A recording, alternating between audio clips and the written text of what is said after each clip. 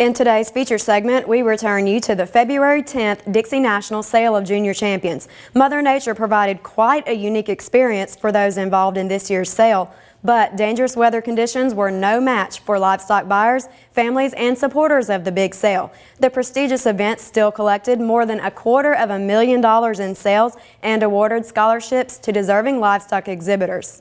4-H and FFA exhibitors at the Dixie National Sale of Junior Champions found that qualifying for the big sale would not be the only challenge they faced. But despite dangerous weather conditions, the sale must go on. Come rain, snow, sleet, or hail, the week after the Dixie National Junior Roundup, one thing is certain: the Dixie National Sale of Junior Champions is going to happen. Bitter cold temperatures, snow, rain, and ice were potential threats to the health of beloved livestock. In addition, Mississippi State University Extension Livestock Specialist Dean Josan says travel was a huge issue for anyone scheduled to be at the Dixie National. Mother Nature caused a few problems with us at Dixie National this year. We've had a couple of periods of snow and ice. Some of our main challenges have been getting our judges in. The airlines have been sort of quick to cancel a lot of flights, and with our judges coming in from all over the country, we've had some issues getting them in. Josan was glad that in spite of the obstacles, the sale brought a packed house with buyers, families, and supporters prepared to brave the cold. Premier Exhibitor Scholarship recipient Michael Buckley says extra precautions were taken to protect the livestock. We had to put heat lamps on the hogs to make sure that they didn't get too cold, because if they get too cold, they'll start to lose weight, and that's not very good. This is the first year they've allowed us to do that in the barns because of fire hazards. It may have been cold outside, but the sale ring was a hotbed of activity. Sale of Champions committee member and ringman Harry Dendy talks about being in the middle of the excitement. We have 3 ringmen, and they each have a particular part of the audience that they work. And you have to watch for bids, you have to watch for raised hands, you have to be able to tell when somebody's bidding or when they're waving at somebody across the ring. You just have to kind of be clued into what's going on. You're so hyped up and so full of adrenaline, you don't get exhausted. Probably the biggest problem I have usually about 2/3 of the way through the sale, I start losing my voice. Dendy says he's glad to have been involved in livestock as a young person. I was active in 4-H and FFA. I had livestock projects.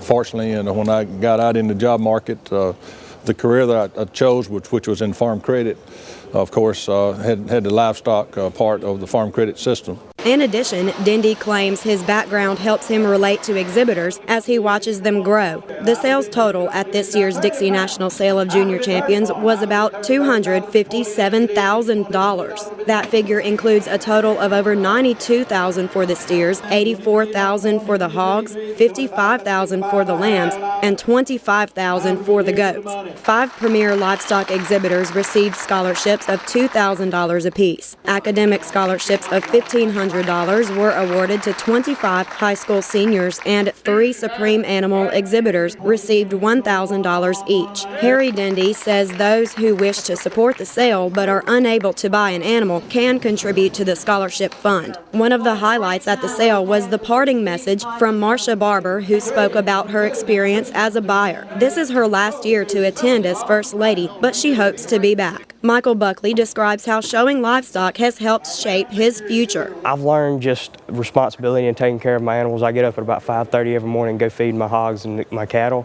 I have to walk my cattle daily. I've had the opportunity to go to Mississippi State and learn how to artificial inseminate cattle, so that's something that I've learned at a real young age and that I'm getting better and better at as I go along and practice more. Buckley says he aspires to become a veterinarian. Academic scholarship recipient Libby Durst talks about what she learned from her livestock project. I learned how to be patient with the animals. When you're trying to get a cow to set its feet up just right for you, that's hard. They don't want to stand still all the time, and you can't get mad at them because they don't know what they're doing.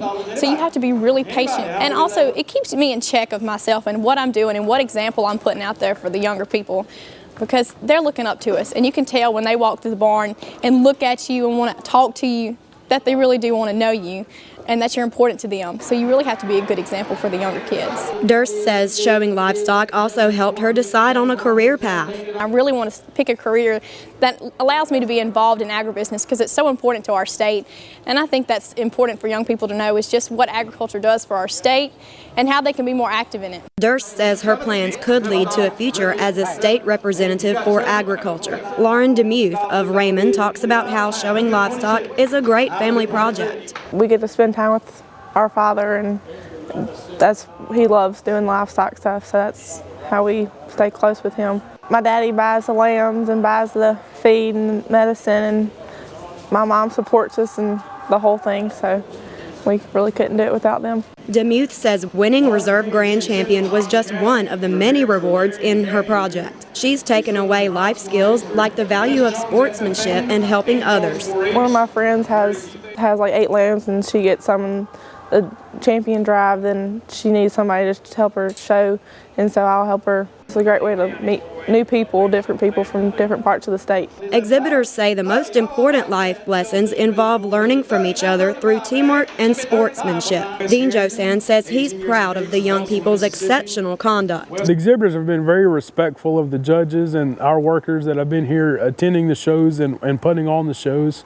It's always nice to see them come up to thank the people that are working the gates, working the check-in gates, and especially to thank the judge. Those involved in the Dixie National Sale of Junior Champions say the leadership and teamwork they learned helped them survive the threatening conditions of Mother Nature this year. From Jackson, Mississippi, I'm Amy Taylor reporting. You can watch this story again on our Farm Week website at farmweek.msucares.com. We'll have links and telephone numbers there for you to find out more about junior livestock shows in Mississippi. Participation through Mississippi FFA is available at many public schools. You can also contact your county extension service office to join Mississippi 4-H. Once again, that's farmweek.msucares.com. And Michael tells me that he is preparing for the Junior Beefmaster Breeders Association National Show and Convention, and Lauren just purchased 6 new lambs for the show. And it'll be heating up again come this fall.